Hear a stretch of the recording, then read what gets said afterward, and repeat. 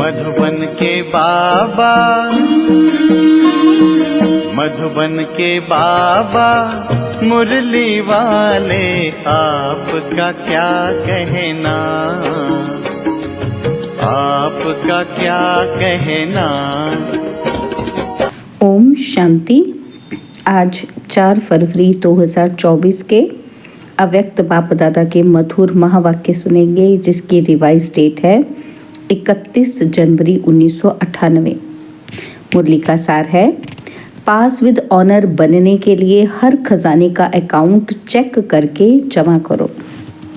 Pass with honour बनने के लिए हर खजाने का अकाउंट चेक करके जमा करो। तो चलिए बहुत प्रेम और एकाग्रता से सुनते हैं आज के अव्यक्त बाप दादा के मधुर महावाक्य। आज बाप दादा हर एक छोटे बड़े चारों ओर के देश विदेश के बच्चों का भाग्य देख हर्षित हो रहे हैं। ऐसा भाग्य सारे कल्प में सिवाय ब्राह्मण आत्माओं के किसी का भी नहीं हो सकता। देवताएं भी ब्राह्मण जीवन को श्रेष्ठ मानते हैं। हर एक अपने जीवन के आदि से देखो कि हमारा भाग्य जन्मते ही कितना श्रेष्ठ है। जीवन में जन्मते ही माँ बाप की पालना का भाग्य मिलता है, उसके बाद पढ़ाई का भाग्य मिलता है, उसके आगे गुरु द्वारा मत व वरदान मिलता है। और आप बच्चों को पालना, पढ़ाई और श्रीमत वरदान देने वाला कौन? परमात्मा द्वारा ये तीनों ही प्राप्त हैं। पालना देखो, परमात्मा पालना कितने थोड़े कोटों में कोई को ही मिलती है। परमात्मा शिक्षक की पढ़ाई आपके सिवाय किसी को भी नहीं मिलती है। सतगुरु द्वारा श्रीमत वरदान आपको ही प्राप्त हैं। तो अपने भाग्य को अच्छी तरह से जानते हो। भाग्य को स्मृति में रखते हुए झूले झूलते हो, गीत गाते रहते हो, वाह मेरा भाग्य। अमृत वेले से लेकर जब उठते हो तो परमात्मा प्यार में लवलीन होके उठते हो। परमात्मा प्यार उठाता है। दिनचर्या की आदि परमात्मा प्यार होता है। प्यार नहीं होता तो उठ नहीं सकते। प्यार ही आपके समय की घंटी है। प्यार की घंटी आपको उठाती है। सारे दिन में परमात्मा साथ हर कार्य कराता है। कितना बड़ा भाग्य है जो स्वयं बाप अपना परम धाम छोड़कर आपको शिक्षा देने के लिए आते हैं। ऐसे कभी सुना कि भगवान रोज अपने धाम को छोड़ पढ़ाने के लिए आते हैं? आत्माएं चाहे कितना भी दूर दूर से आए, परम धाम से दूर और कोई देश नहीं है। है कोई देश? अमेरिका, अफ्रीका दूर हैं? परम धाम ऊंचे ते ऊंचा धाम है। ऊंचे ते ऊंचे धाम से ऊंचे ते ऊंचे भगवान ऊंचे ते ऊंचे बच्चों को पढ़ाने आते हैं। ऐसा भाग्य अपना अनुभव करते हो। सतगुरु के रूप में हर कार्य के लिए श्रीमत भी देते और साथ भी देते हैं। सिर्फ मत नहीं देते हैं, साथ भी देते हैं। आप क्या गीत गाते हो? मेरे साथ साथ हो कि दूर हो? साथ है ना? अगर सुनते हो तो परमात्मा टीचर से, अगर खाते भी हो तो बाप दादा के साथ खाते हो। अकेले खाते हो तो आपकी गलती है। बाप तो कहते हैं मेरे साथ खाओ। आप बच्चों का भी वायदा है कि साथ रहेंगे, साथ खाएंगे, साथ पिएंगे, साथ सोएंगे और साथ चलेंगे। सोना भी अकेले नहीं है। अकेले सोते हैं तो बुरे स्वप्न व बुरे ख्यालात स्वप्न में भी आते हैं। लेकिन बाप का इतना प्यार है जो सदा कहते हैं मेरे साथ सो, अकेले नहीं सो। तो उठते हो तो भी साथ, सोते हो तो भी साथ, खाते हो तो भी साथ और चलते हो तो भी साथ। अगर दफ्तर में जाते हो, बिजनेस करते हो तो भी बिजनेस के आप ट्रस्टी हो, लेकिन मालिक बाप है। दफ्तर में जाते हो तो आप जानते हो कि हमारा डायरेक्टर, बॉस बाप दादा है। यह निमित्त मात्र हैं, इनके डायरेक्शन से काम करते हैं। कभी उदास हो जाते हो तो बाप फ्रेंड बनकर बहलाते हैं, फ्रेंड भी बन जाता है।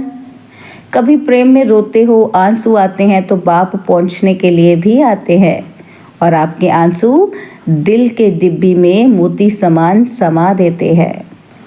अगर कभी कभी नटखट होके रूठ भी जाते हो, रूठते भी हो तो बहुत मीठा मीठा, लेकिन बाप रूठे हुए को भी मनाने आते हैं।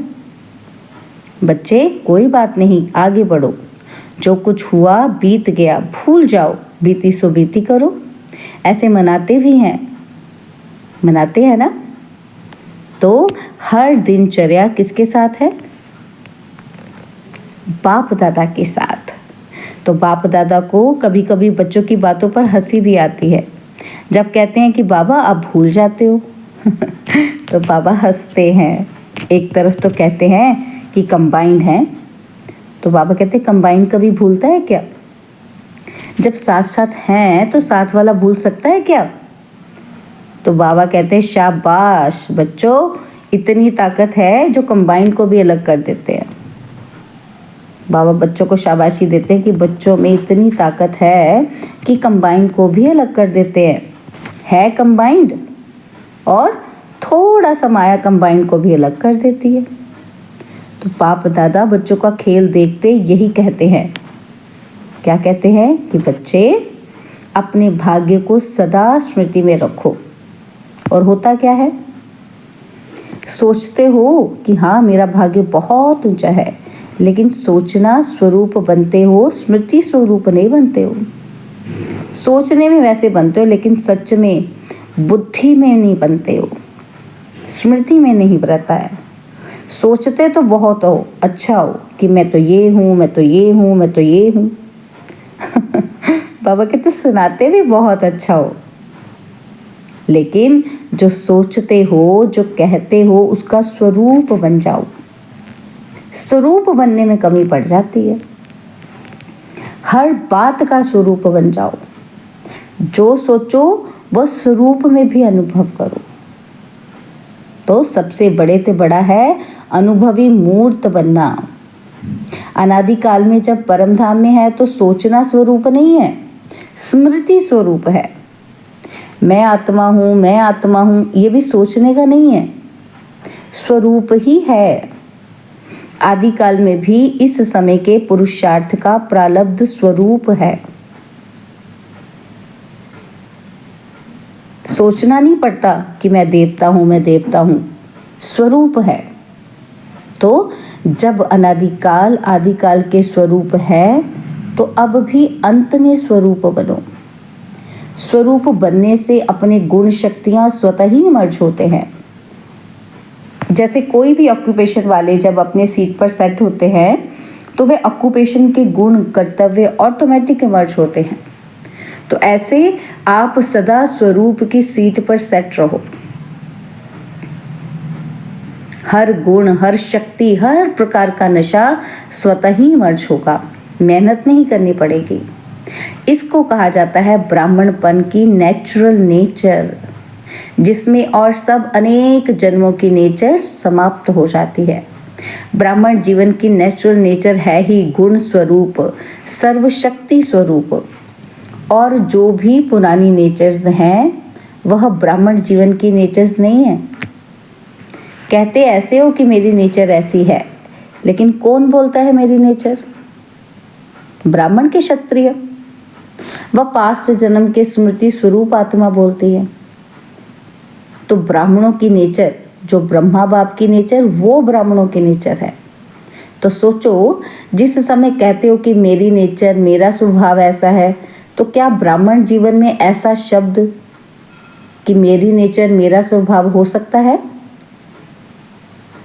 अगर अब तक मिटा रहे हो और पास्ट की नेचर इमर्ज हो जाती है तो समझना चाहिए कि इस समय मैं ब्राह्मण नहीं हूं, क्षत्रिय हूं, युद्ध कर रहा हूं मिटाने की। तो क्या कभी ब्राह्मण कभी क्षत्रिय बन जाते हो? कहलाते क्या हो? क्षत्रिय कुमार या ब्रह्मा कुमार? कौन हो? क्षत्रिय कुमार हो क्या? ब्रह्मा कुमार, ब्रह्मा कुमारियां, दूसरा नाम तो है ही नहीं। कोई को ऐसे बुलाते हो कि एक क्षत्रिय कुमार आओ? ऐसा बोलते हो या अपने को कहते हो कि मैं ब्रह्मा कुमार नहीं हूँ, मैं क्षत्रिय कुमार हूँ? तो ब्राह्मण अर्थात जो ब्रह्मा बाप की नेचर, वह ब्राह्मणों की नेचर। ये शब्द कभी नहीं बोलना, गलती से भी नहीं बोलना, ना सोचना कि क्या करूं मेरी नेचर है। ये बहानेबाजी है। ये कहना भी अपने को छुड़ाने का बहाना है। नया जन्म हुआ, नए जन्म में पुरानी नेचर, पुराना स्वभाव कहाँ से इमर्ज होता है? जब जन्म ही नया हो गया तो फिर कहाँ से आया पुराना? इसका मतलब तो पूरे मरे नहीं हैं, थोड़ा जिंदा है। थोड़ा जिंदा या थोड़ा मरे हैं क्या? ब्राह्मण जीवन अर्थात जो ब्रह्मा बाप का हर कदम है वह ब्राह्मणों का कदम हो। तो बाप दादा भाग्य को भी देख रहे हैं, और इतना श्रेष्ठ भाग्य, और उस भाग्य के आगे ये बोल अच्छा नहीं होता। और इस बारी मुक्ति वर्ष मना रहे हो ना? क्या क्लास कराते हो मुक्ति वर्ष मनाने की? मुक्ति वर्ष है तो मुक्ति वर्ष है या 99 में आना है? 98 का वर्ष मुक्ति वर्ष है। जो समझते हैं कि यही वर्ष मुक्ति वर्ष है वो हाथ हिलाओ। देखो, हाथ हिलाना तो बहुत सहज है। होता क्या है, वायुमंडल में बैठे हो ना तो खुशी में झूम रहे हो तो हाथ हिला देते हो, लेकिन दिल से हाथ हिलाओ, प्रतिज्ञा करो कि कुछ भी चला जाए लेकिन प्रतिज्ञा मुक्ति वर्ष की ना जाए। ऐसी पक्की प्रतिज्ञा है? देखो, संभाल के हाथ उठाओ। इस टीवी में आवे या ना आवे, बाप दादा के पास तो आपका चित्र निकल रहा है। तो ऐसे ऐसे कमज़ोर बोल से भी मुक्ति, बोल ऐसे मधुर हो, बाप समान हो, सदा हर आत्मा के प्रति शुभ भावना के बोल हो। इसको कहा जाता है युक्ति युक्त बोल। साधारण बोल भी चलते फिरते होना नहीं चाहिए। कोई भी अचानक आ जाए तो ऐसा ही अनुभव करे कि ये बोल हैं या मोती हैं। शुभ भावना के बोल हीरे मोती समान हैं, क्योंकि बाप दादा ने कई बार ये इशारा दे दिया है कि समय प्रमाण, अभी थोड़ा सा समय है सर्व खजाने जमा करने का। अगर इस समय में समय का खजाना, संकल्प का खजाना, बोल का खजाना, ज्ञान धन का खजाना, योग की शक्तियों का खजाना, दिव्य जीवन के सर्व गुणों का खजाना जमा नहीं किया तो फिर ऐसा जमा करने का समय मिलना सहज नहीं होगा। सारे दिन में अपने इन एक एक खजाने का अकाउंट चेक करो। जैसे स्थूल धन का अकाउंट चेक करते हो ना, कितना जमा है, ऐसे हर खजाने का अकाउंट जमा करो, चेक करो। सर्व खजाने चाहिए। अगर आप पास विद ऑनर बनना चाहते हो तो हर खजाने का जमा खाता इतना ही भरपूर चाहिए जो 21 जन्म जमा खाते से प्रारब्ध भोग सको। अभी समय के टू लेट की घंटी नहीं बजी है, लेकिन बजने वाली है। दिन और डेट नहीं बताएंगे, अचानक ही आउट होगा, टू लेट। फिर क्या करेंगे? उस समय जमा करेंगे? कितना भी चाहो समय नहीं मिलेगा। इसलिए बाप दादा कई बार इशारा दे रहा है, जमा करो, जमा करो, जमा करो, क्योंकि आपका अभी भी टाइटल है। कौन सा टाइटल है? सर्वशक्तिवान। शक्तिवान नहीं, सर्वशक्तिवान। तो भविष्य में भी है सर्व गुण संपन्न। सिर्फ गुण संपन्न नहीं है, ये सब खजाने जमा करना अर्थात गुण और शक्तियां जमा हो रही हैं। एक एक खजाने का गुण और शक्ति से संबंध है। एक एक खजाने का गुण और शक्ति से संबंध है। जैसे साधारण बोल नहीं तो मधुर भाषी, यह गुण है। ऐसे हर एक खजाने का कनेक्शन है। बाप दादा का बच्चों से प्यार है, इसलिए फिर भी बार बार इशारा दे रहे हैं, क्योंकि आज की सभा में सब वैरायटी हैं। छोटे बच्चे भी हैं, टीचर्स भी हैं, क्योंकि टीचर्स ही तो समर्पण हुई हैं। कुमारियाँ भी हैं, प्रवृत्ति वाले भी हैं, सब वैरायटी हैं। अच्छा है, सभी को चांस दिया है, ये बहुत अच्छा है। बच्चों की तो काफ़ी समय से अर्जी थी ना बच्चे, हमको मिलने का चांस कब मिलेगा?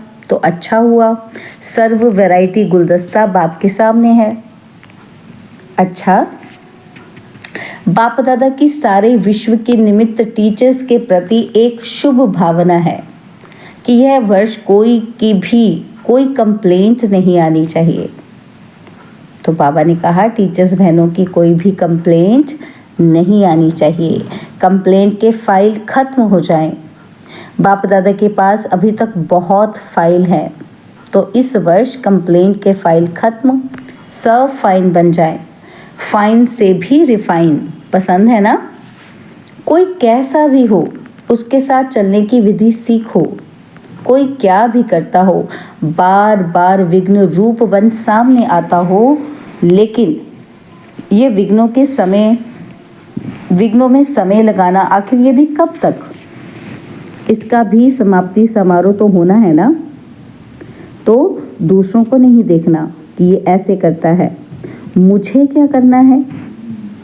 अगर वह पहाड़ है तो मुझे किनारा करना है, पहाड़ नहीं हटना है। ये बदले तो हम बदले, ये पहाड़ हटे, ये है पहाड़, हटे तो मैं आगे बढ़ूं। तो बाबा कहते ना पहाड़ हटेगा, ना आप मंजिल पर पहुंच सकेंगे। इसलिए अगर उस आत्मा के प्रति शुभ भावना है तो इशारा दिया और मन बुद्धि से खाली। खुद अपने को उस विघ्न स्वरूप बनने वाले के सोच विचार में नहीं डालो। जब नंबरवार हैं तो नंबरवार में स्टेज भी नंबरवार होनी ही है, लेकिन हमको नंबर 1 बनना है।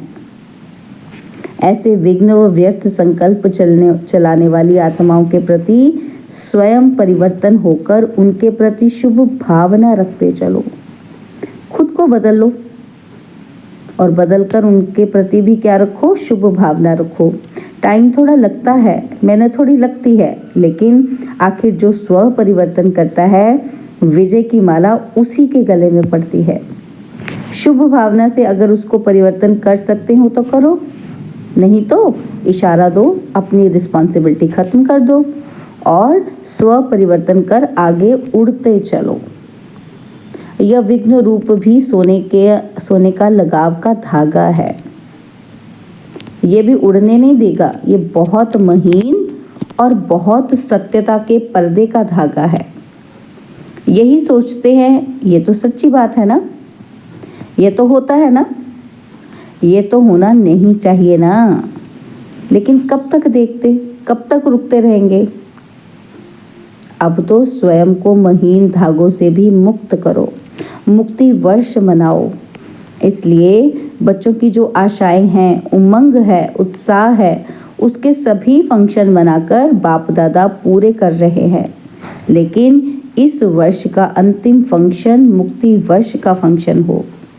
फंक्शन में दादियों को सौगात भी देते हो, तो बाप दादा को इस मुक्ति वर्ष के फंक्शन में स्वयं के संपूर्णता की गिफ्ट देना।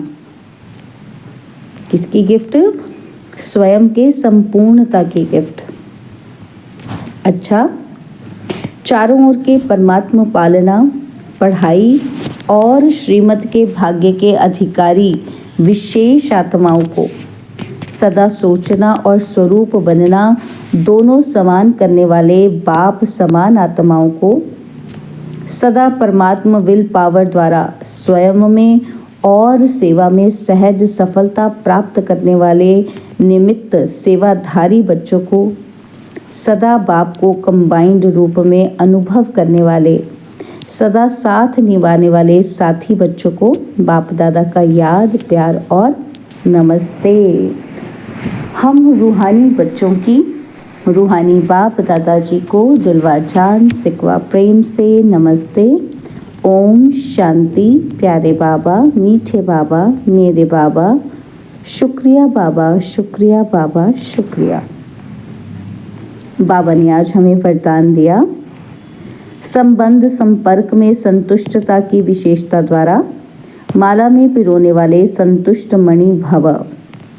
संबंध संपर्क में संतुष्टता की विशेषता द्वारा माला में पिरोने वाले संतुष्ट मणि भव। संगम युग संतुष्टता का युग है।